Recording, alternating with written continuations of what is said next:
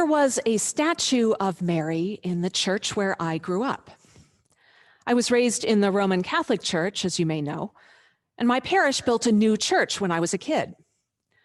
It didn't have much artwork to begin with. Gradually, over the course of a few years, the stained glass windows and statues were put up. The Mary statue was one of the first, so it must have been important. I remember it being pretty close to life size, tucked into a niche along an aisle. Mary was perfectly beautiful, dressed in flowing robes with her hands in a gentle, demure posture.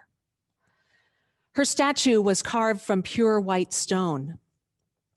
Nothing else would do for the saint who was both virgin and mother, whose purity and chastity and gentleness and fertility were the only model for Catholic girls and women. Brides laid their wedding bouquets at Mary's feet, wanting to be just like her. And Mary was silent. We prayed to her all the time. I can still rattle off the Hail Mary I memorized when I was 7, but she never spoke. She just stood there, colorless and silent, meekly accepting whatever God told her to do.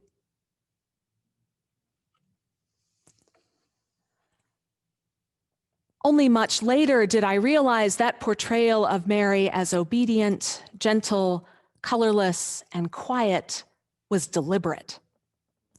The real Mary, the Mary of the Bible, was anything but silent and obedient. She was dangerous. She was so threatening to the status quo that my childhood parish had to strip all the color and life out of her and shut her up in white stone. Which was a shame, because what's most dangerous about Mary is her voice and her hope. Things my childhood church needed back in the 80s. Things we need today. Mary is mentioned in all 4 Gospels, but the richest portrayal of her is in the Gospel of Luke. Mary was engaged to Joseph. Jewish girls of her time usually married in their early teens, so Mary was not very old, maybe 14 or 15. Luke says she lived in Nazareth, a town in Galilee 70 miles north of Jerusalem. Calling Nazareth a town is kind of an exaggeration. There were fewer than 100 households there. It's a small village, the kind of place where everybody knows everybody and there are no secrets.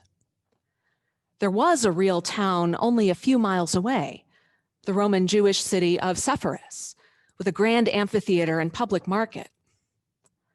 But Nazareth itself is a backwater. It's a one-horse town in the sticks. It's the last place you would expect God to send an angel. And Mary is the last person you would expect.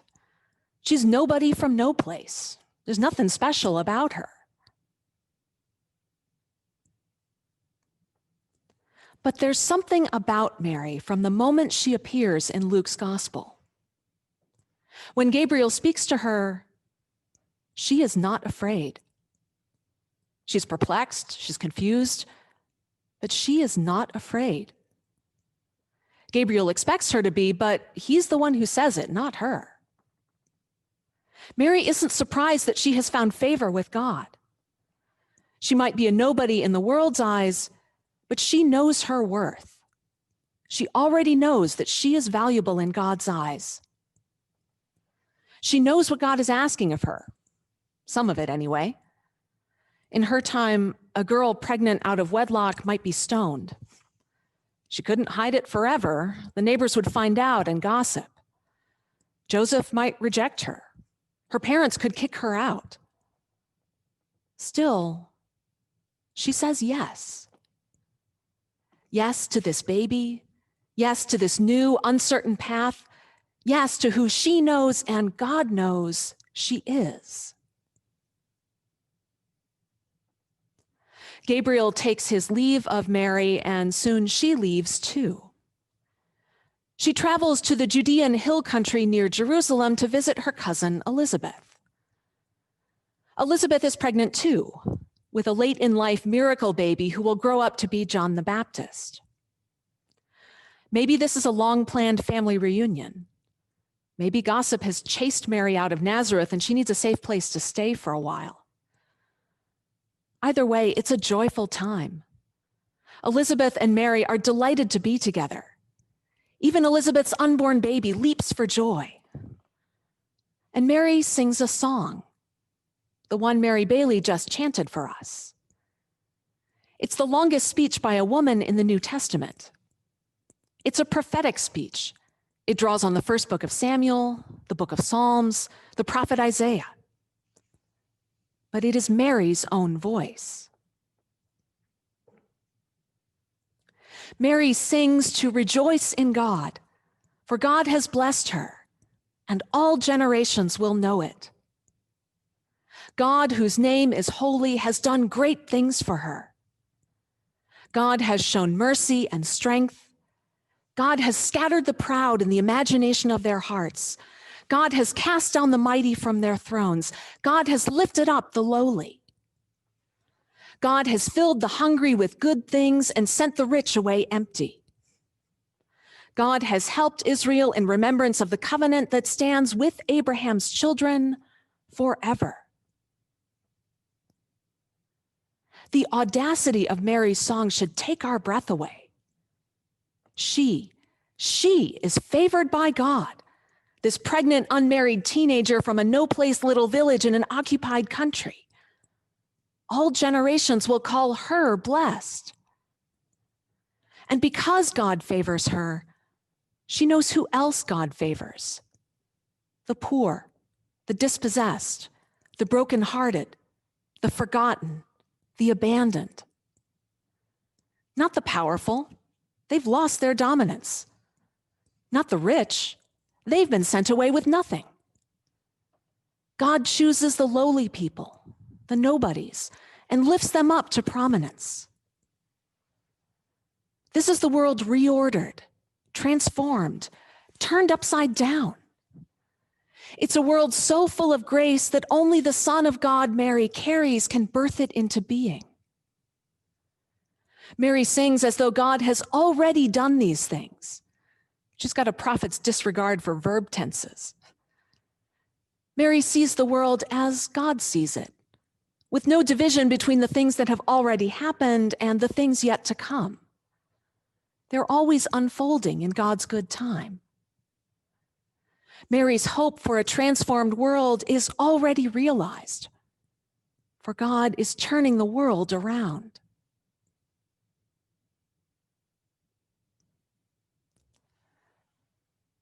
This is earth-shaking. This is empire-shattering. People get killed for saying things like this. No wonder that the church of my childhood had to shut Mary up. The powers that be of the Catholic Church couldn't allow her kind of revolutionary talk. People might listen and start to question the church's wealth and power. Perhaps there's a part of us that sympathizes with that church's decisions. Mary's hope is dangerous. It threatens to change too much. When we are the ones who have some money, some power, we don't want a renewed world. The world as it is just fine, thank you very much. But maybe Mary's voice, Mary's dangerous hope are exactly what we need. See, as my childhood parish was putting up that statue of Mary in its new church, the scandal of sexual abuse was quietly happening throughout Roman Catholicism. My average suburban parish, ordinary in every way, had 2 priests known to have abused children and an abusive youth minister. Mary would never have gone along with that, not the abuse or the denial or the cover-up. If the church had let Mary speak, if it had listened to her song, cast down the mighty from their thrones and lifted up the lowly, it would have protected children and saved its own soul in the process.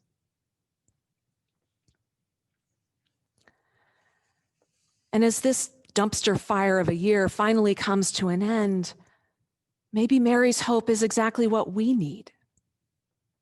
We are longing to get back to the world of a year ago, when COVID-19 didn't exist, and we could work and sing and learn and worship and celebrate holidays the way we always used to. Yet that world allowed the novel coronavirus to spread across the globe virtually unchecked. It shrugged at the widening wealth gap between the very rich and everybody else. It struggled to admit that systemic racism exists, much less do anything about it. Maybe God has a better world in mind for us. Debbie Thomas writes, "There are moments when I'm drawn like a starving person to the world Mary describes. Can you envision it, just for a moment? A world without hoarding, a world without scarcity, a world in which our economic disparities don't get in the way of our fundamental kinship as human beings, a world in which the poor receive truly good things, not leftovers, not hand-me-downs, not miserly scraps that insult their dignity, but good things. A world in which our own cluttered, bloated fullness is mercifully taken away from us, so that in newfound emptiness, we find room for all that is truly life-giving. Isn't that a world worth singing about, even if it costs us before it fulfills us?"